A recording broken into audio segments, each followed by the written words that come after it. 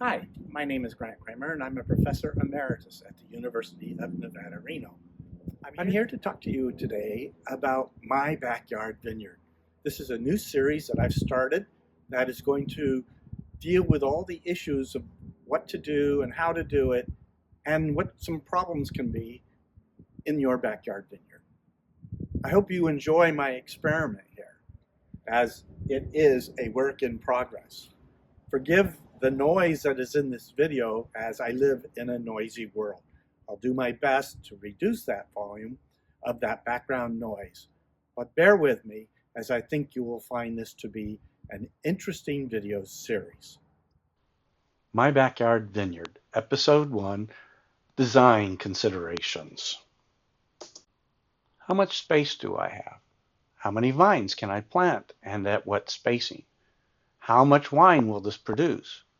What is my soil type and how do I need to prepare it? What grape am I going to grow? What type of rootstock? How will I irrigate the vines? How will I support the vines? Okay, let's address each of these questions.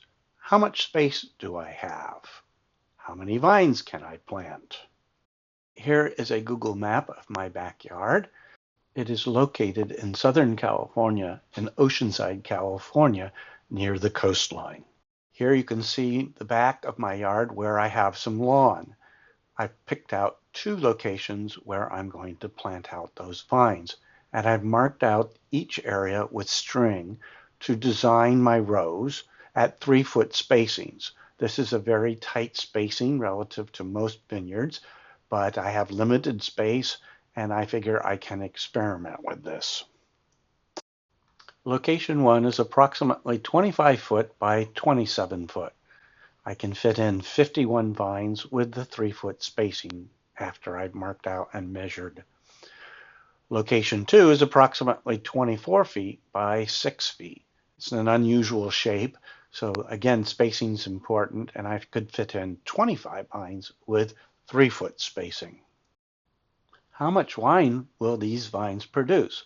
Well, I estimate from past experience that 1 vine equals approximately 2 bottles of wine. I have 76 vines, and that equals to 162 bottles of wine. 162 bottles times 750 mils equals about 113 liters, or 30 gallons of wine. This is a nice size or volume for fermenting wines because I can use a 30-gallon tank to make my wines in my garage in future years. What soil type do I have? Well, I did a previous soil test in another part of my property and discovered that I have clay soil with a pH of 7.7. There's a need to add elemental sulfur to lower the pH as this pH is too high. Micronutrients may be limited as a result of the high pH. The soil tests also revealed that my soil was low in potassium and in nitrogen. However, that was in another area where there was not lawn, and because I have fertilized my lawn here with nitrogen fertilizer in the past, I knew that this was not needed, only potassium. I also need to add organic matter to improve the water permeability and the aeration of the soil. In this image of location 1, you can see how I've marked out the rows with string, and I've spaced the holes at 3-foot spacings using a cardboard cutout of about a 12-inch circle to make and shape the holes. Once the holes are dug out, I pulled the soil out onto this plastic sheet and then mixed the soil with fertilizer, sulfur, and organic matter, and then put the soil back in the hole. These holes are shallow and are going to limit the root growth of my vines. However, I'm limited in my ability to do this. Ideally, you want to dig deeper holes or trench the rows so that you can get better root growth. So part of this experiment will be to see how these vines do in this compressed, stressed condition. Oftentimes, stressed vines produce higher quality grapes. We shall see. Okay, so what grape do I want to plant? Well, I like Pinot Noir wines and I wanted to grow Pinot Noir. So I chose a French Entave INRA clone called 667. It's known for its fruitiness, which is what I like particularly in my Pinot Noir wines. In addition, I live in a cooler coastal climate right on the edge of the marine layer, and so I thought Pinot Noir will do well in this area. There are a variety of rootstocks to consider, but I was limited by the nursery availability. Fortunately, SO4 was available and is good on clay soils. Due to late ordering, I had to settle for green, bench-grafted 12-inch potted vines as it was too late to order 2-year-old dormant cuttings. I ordered these vines from a licensed nursery called Guillaume Nursery. They're licensed to sell the Entave 667 clone.